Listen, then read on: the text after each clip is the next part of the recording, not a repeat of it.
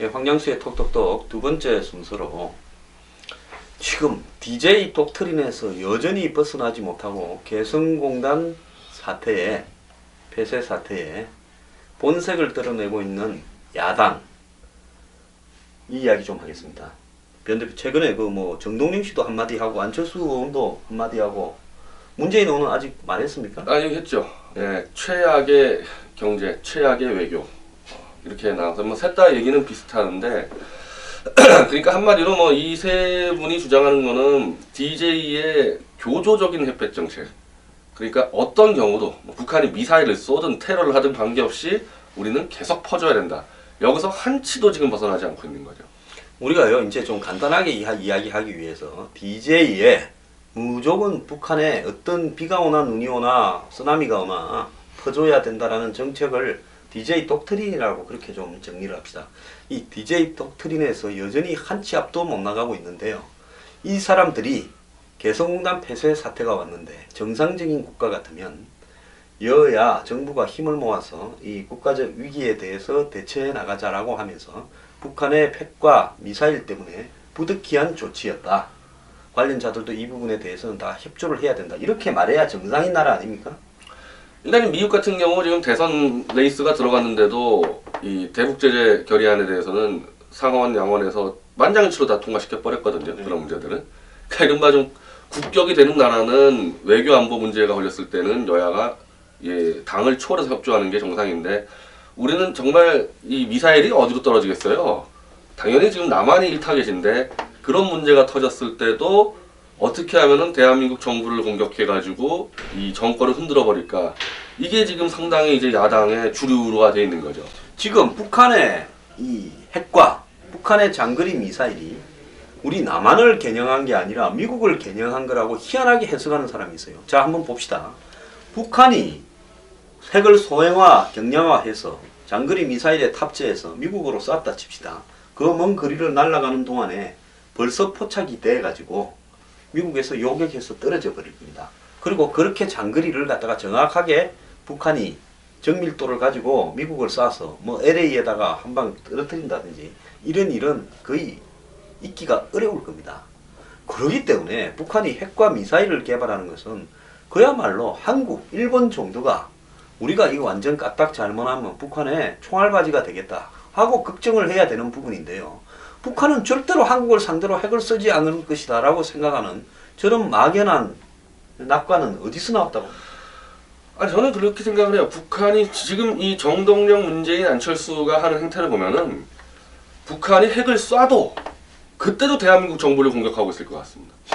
핵을 쏴도 왜 핵무기 못 막았냐? 핵무기 쏴가지고 몇십만 명 대한민국 국민이 죽어가고 있어도 또 박근혜 대통령 공격만 할 것 같아요. 지금 이 사람들은 정상적인 외교적 판단하는 게 아니라 오직 북한은 무슨 짓을 하든 우리가 받들어 모시고 퍼줘야 된다는 이 종교적 신앙에 빠져있기 때문에 그거와 다른 길을 가는 사람들은 전부 다 공격을 하고 있거든요. 이 과거에 보면 송나라 또 말기에 당나라 이런 나라들이요. 돌거리라든지 위구르 같은 이런 오랑캐들 있지 않습니까? 여진. 이런 사람들한테 중하라고 하는 황제가 공물을 받고 이런 게 아니라 공주를 상납하고 지 딸을 상납하가 그 오랑캐 마누라로 주고 우리한테 제발 좀 침입하지 말라고 검언을 주면서 문약에 빠졌다가 다 망한 겁니다. 근데요. 평화를 돈으로 주고 살 수 있다라고 생각하는 사람들이 대한민국의 정치 진영의 절반쯤 있고 그 사람들이 예를 들어서 DJ 독트린으로 북한과 전쟁 위협을 극복하기 위해서는 개성공단을 유지하고 북한과의 평화교류 협력 정책을 해야 된다 이렇게 말을 하면 그 사람을 지지하는 정치적인 지지자들이나 특정 지지 지역은 무조건 그 길을 따라가는 이 희한한 사태를 우리가 어떻게 해석을 해야 되는가 하는 지금 딜레마에 빠져 있어요. 저는 이게 좀 이제 DJ 때부터 문제가 된 게 DJ가 햇볕 정책을 하는 가장 이 중요한 명분과 논리는 북한을 지원해서 북한을 정상적인 시장 시스템으로 돌아가도록 하면은 자연스럽게 개방국가가 된다는 게 DJ가 내세운 명분이었는데 그 대표적인 게 이제 금강산하고 개성공단 아닙니까? 둘 다 시장 경제와 아무 관계가 없어요. 금강산 우리가 들어가서 입삼료 가지고 현찰 박치기로 그냥 주는 겁니다. 북한 공산당한테. 개성공단이요. 우리가 기업 들어가가지고 북한 직원들 면접해서 뽑는 게 아니죠. 북한 애들이 그냥 모아와서 뭐 전직 군인들 다 이른바 모아와가지고 돈도 직접 직원들한테 주는 게 아니라 북한 당국에 주면은 자기들이 나눠 먹는 거 아닙니까? 39호실에서 가져가죠. 근데 둘 다 전혀 시장 경제 시스템이 아닌데 이 두 개를 해놓고 이걸 계속 확대하면은 시장이 보급돼 가지고 북한을 시장 경제 국가로 만든다.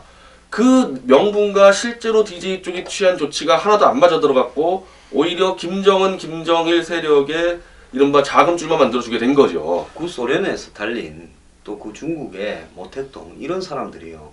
전부가 국가가 한마디로 자원을 계획적으로 배치하고 운영하는 그런 계획 경제를 운영해 오지 않았습니까?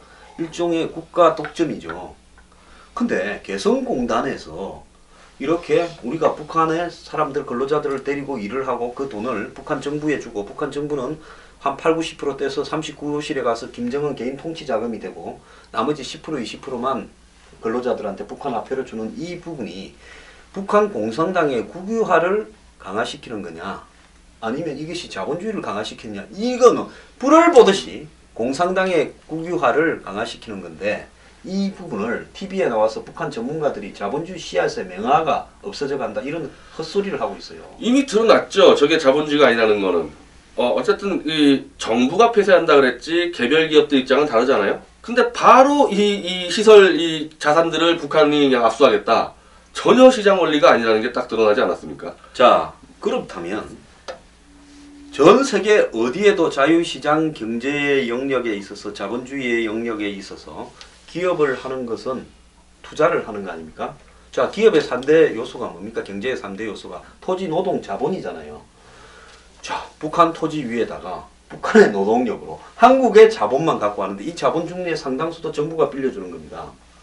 기업가가요. 기업을 할 때는 자영업자가 자영업을 할 때는 자기가 토지, 노동, 자본을 자기 책임하에서 투자하고 거기에서 발생할 수 있는 모든 리스크를 갖다 다 생각을 합니다. 통닭집을 하나 차려도요. 요즘 그리 망한다는 어느 골목에 할까? 내가 얼마쯤 투자할까? 이 투자한 돈을 날리면 내가 어떻게 될까?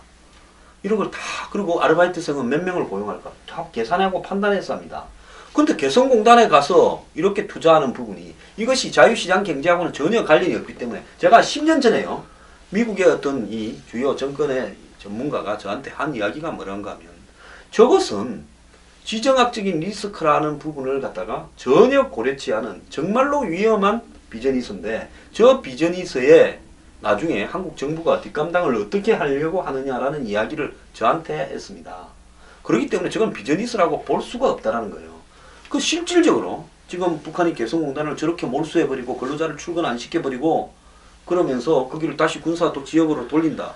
이거는요. 이런 위험이 항시라도 있을 수 있는 소지가 있었는데 여기에 들어가서 기업을 운영한다라는 사람들 그걸 또 운영해온 역대 정부는 도대체 무슨 생각을 한 겁니까? 아마도 뭐 그러니까 이제 이번 2013년도 얘기가 나오는 거 아니에요? 북한이 무슨 짓을 하든 이 공단은 그냥 운영된다. 이렇게 해가지고 억지로 맺은 다음에 그냥 계속 북한의 자금줄을 만들어 주겠다. 이제 그런 발상들을 가지고 해온 것 같고 이게 사실은 개성공단에 있는 기업이 진짜 자본주의와 시장 원리로 작동이 됐으면요. 정부가 폐쇄고 뭐고 할 것도 없는 거죠. 자기가 들어가가지고 북한으로부터 땅 사고 건물 짓고 자기가 채용해서 운영해서 팔고 있으면은 뭐 정부가 뭐라고 하겠어요. 근데 처음부터 남한 정부가 막대한 세금으로 이 지원을 하고 전혀 시장 원리가 작동 안 되고 김정일이 붙여주는 노동자 가지고 그냥 노동력 착취죠. 쉽게 얘기하면은 그 착취를 가지고 김정일 해먹고 이런 구도니까 사실 어떻게 보면 정부가 폐쇄가 가능한 거지. 그게 아니면 정부가 폐쇄할 권한이 뭐가 있겠습니까? 그리고 이게 인권적인 측면에서 보더라도요. 한번 보십시오. 우리가 160불 준다면 10%나 20% 간다면 한 25불이라고 합시다. 3, 4만 원 정도가 북한 근로자한테 돌아가는 겁니다. 제가 뭐 이걸 가지고 착취라고 하니까 아이고 20만 원 가량은 필리핀에도 뭐 최저임금 대학 나온 사람들 그래 받는다 어쩐다 이런 글을 누가 올렸는데요. 실질적으로 북한 근로자들이 받는 돈은 3, 4만 원입니다.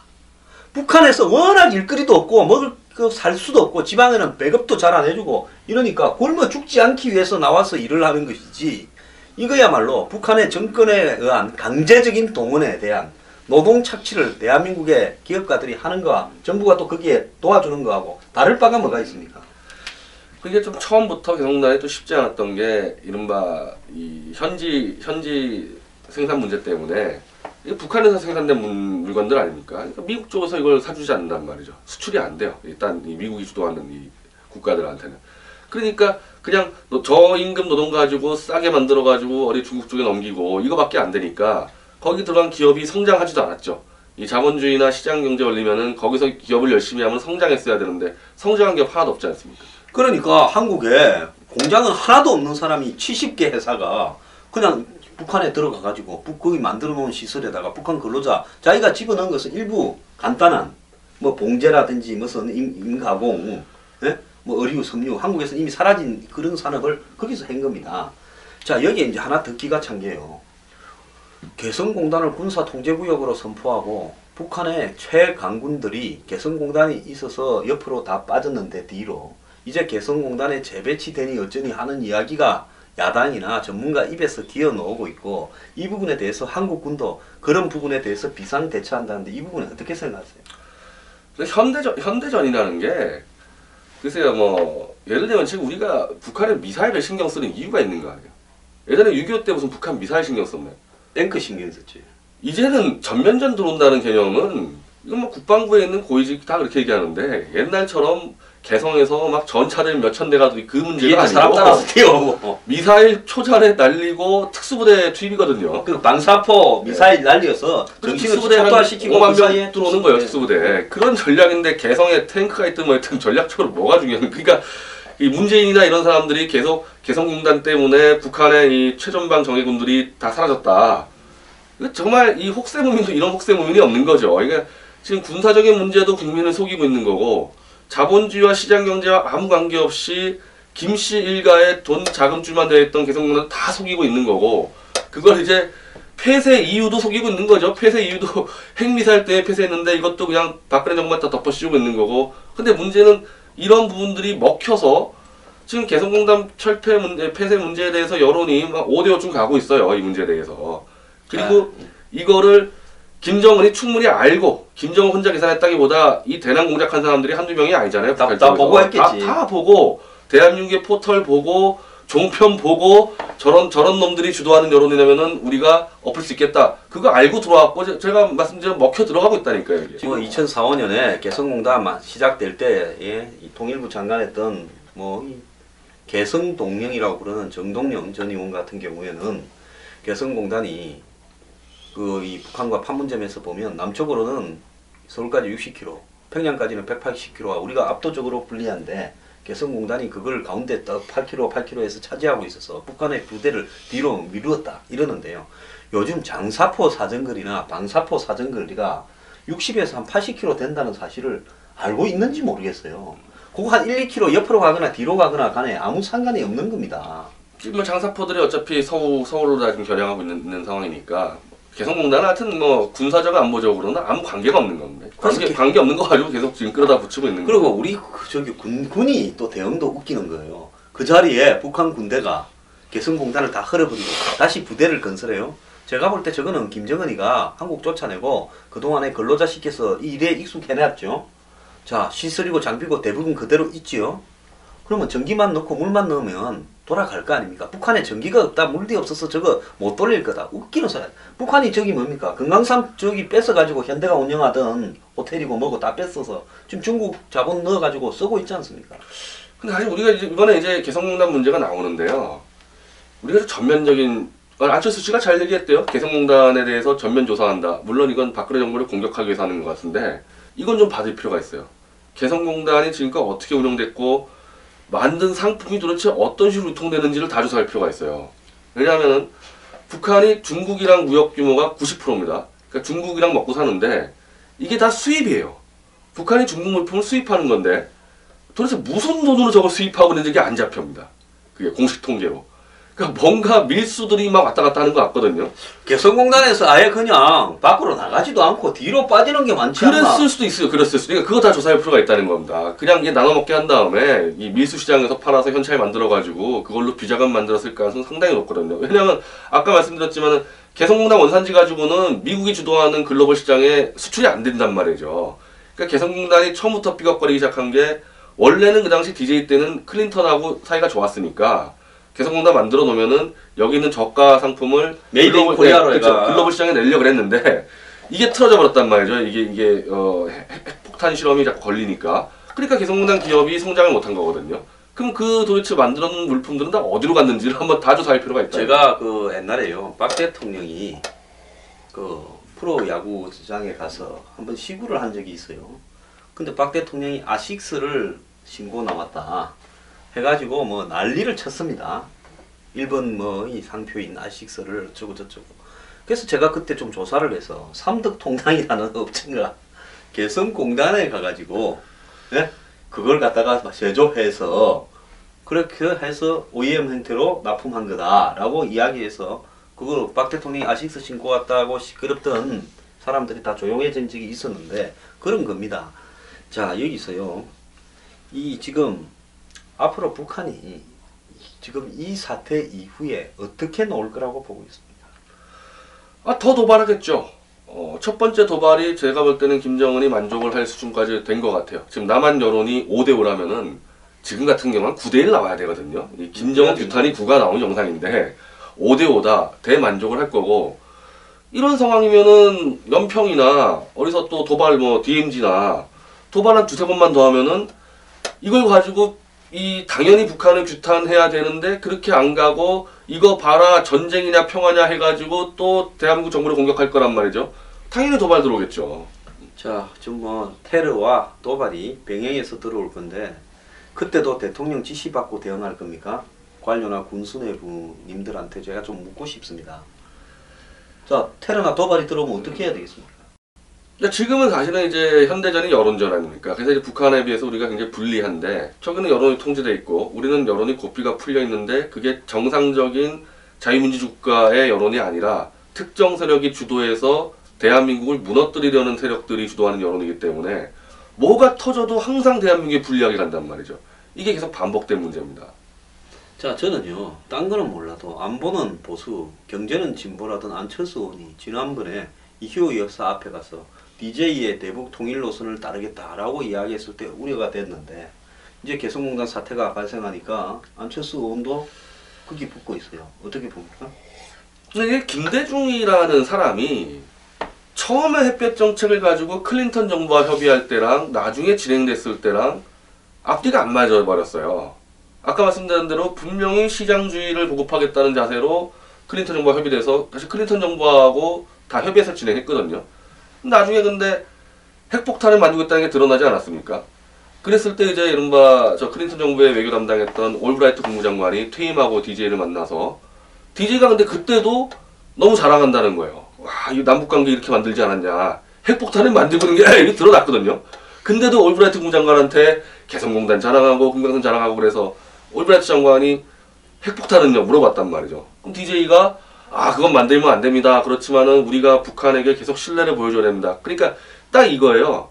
북한이 뭐라든 말든 계속 퍼져서 몇십 년을 퍼주면 우리 진정성을 알아줄 거 아니냐. 이렇게 돼버렸단 말이죠, 이게. 그리고 이게 DJ 말년 때 이렇게 됐는데 굉장한 잘못된 오판이고, 오판이 아니면 이건 처음부터 북한을 뭔가 이 밀어주려고 한 작정이 아니면은, 그런데 북한은 그렇게 생각할 겁니다. 그렇게 생각하죠. 왜 누구 내 때문에 노벨 평화상 받지 않았냐?